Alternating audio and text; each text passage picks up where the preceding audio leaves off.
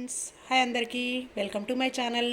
ఈరోజు నేను green chilli వేసి ఇలా ఎగ్తో ఎగ్ బుజ్జి చేస్తున్నాను. ఇది పిల్లలకి పెద్దలకి చాలా అంటే చాలా నచ్చుతుంది, చాలా బాగుంటుంది. టేస్ట్ అయితే సూపర్గా ఉంటుంది. దానికోసం అయితే ఒక 5-6 వెల్లుల్లిపాయ రెబ్బలు, మీడియం సైజు ఒక 4 ఆనియన్స్, ఒక 7-8 వరకు పచ్చిమిర్చి తీసుకున్నాను. ఇవి కారం తక్కువగా ఉన్నాయి, ఇంకో 2 ఎక్కువ వేసుకున్నా పర్వాలేదు. కారం మీరు ఎంత తినగలరో చూసి వేసుకోండి. అలాగే ఒక 5 వరకు ఎగ్స్ తీసుకున్నాను. ఇది చేయడానికి ముందుగా వీటిని పొట్టు తీసేసుకొని గార్లిక్ని, వీటిని ఈ ఆనియన్స్ పచ్చిమిర్చి కూడా మరీ సన్నగా కాకుండా కాస్త రఫ్గా కట్ చేసుకోవాలి. ముందుగా కట్ చేసుకుందాం. ఇలా పెద్ద పెద్ద ముక్కలుగా కట్ చేసుకున్న ఆనియన్ చిల్లీస్ని ఒక మిక్సీ జార్ తీసుకొని మిక్సీ జార్లోకి వేసుకోవాలి. ఇదే మిక్సీ జార్లోకి వీటితో పాటు ఇలా పొట్టు తీసి పెట్టుకున్న వెల్లుల్లిపాయ రెబ్బలు కూడా వేసుకోవాలి. అలాగే 1 టీ స్పూన్ అంతా సాల్ట్ కూడా వేసేసుకోవాలి. ఇప్పుడు వీటిని కాస్త మెత్తగా మిక్సీ పట్టుకోవాలి, కొంచెం పేస్ట్ లాగా. ఇలా ఈ విధంగా పేస్ట్ లాగా చేసుకోవాలి. ఈ పేస్ట్ని పక్కన పెట్టుకోవాలి. ఇలా స్టవ్ ఆన్ చేసుకొని ఒక గిన్నెను పెట్టుకోవాలి. స్టవ్ పైన గిన్నెను కాస్త వేడెక్కనివ్వాలి. గిన్నె వేడెక్కిన తర్వాత ఈ స్పూన్తో 5 స్పూన్ల ఆయిల్ వేసుకున్నాను. కొంచెం ఒక రవ్వ ఆయిల్ ఎక్కువగానే పడుతుంది ఈ కర్రీకి. ఆయిల్ వేడెక్కింది.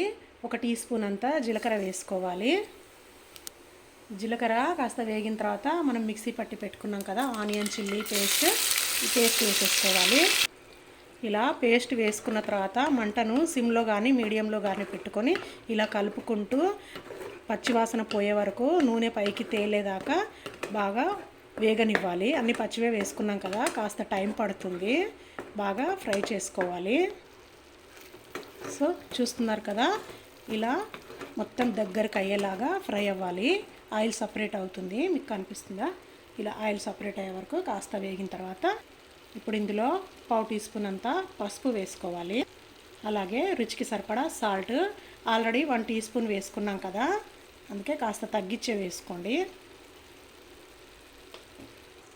1 టీ స్పూన్ అంతా గరం మసాలా వేసుకోవాలి. ఇప్పుడు ఇదంతా బాగా కలుపుకొని 1 నిమిషం పాటు కాస్త వేగనివ్వాలి. కారం అవసరం లేదు, పచ్చిమిర్చి కారమే సరిపోతుంది. గరం మసాలా ఘాటుతో టేస్ట్ చాలా బాగుంటుంది. ఇలా అన్నీ బాగా వేగిన తర్వాత ఇప్పుడు ఇందులో ఇలా ఎగ్స్ పలగొట్టుకొని వేసుకోవాలి.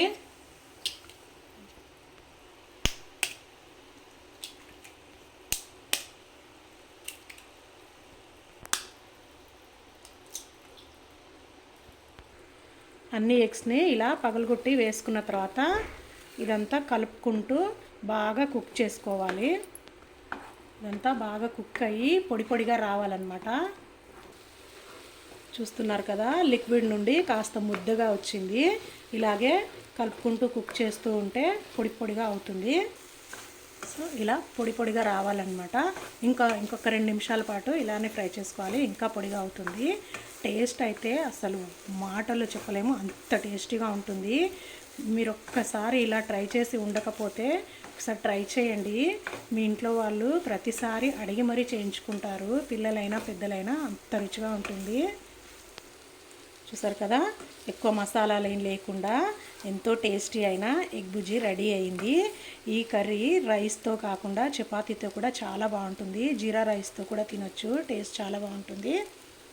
మీరు కూడా ఖచ్చితంగా ఒకసారి ట్రై చేయండి. మీకు ఎలా కుదిరిందో నాకు కామెంట్స్లో తెలియజేయండి. మరొక మంచి హెల్దీ రెసిపీతో మళ్ళీ కలుద్దాం. అంతవరకు బాయ్.